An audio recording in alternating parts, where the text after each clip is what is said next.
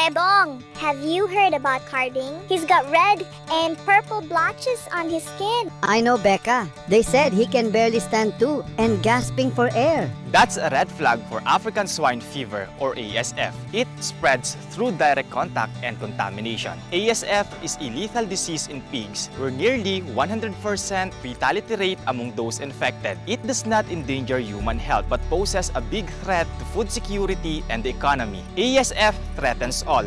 Hence, it's a fight for all. It's my fight too. No, it's our fight. Strictly adhere to biosecurity measures at all times. If your pigs show symptoms, report it to local authorities immediately. Make sure to only buy pork and pork products from stalls with Meat Inspection Certificate or MIC. Do not buy from unlicensed online meat sellers. Call the BAI ASF hotlines through 0995-132-9339 or 0920-854-3119 for more information. Being informed means being safe. Follow the National ASF Prevention and Control Program or NASF PCP Facebook page now. Remember, responsible citizens take action. You and I, we can all make a difference to fight ASF. Be secure, be safe, be ASF free.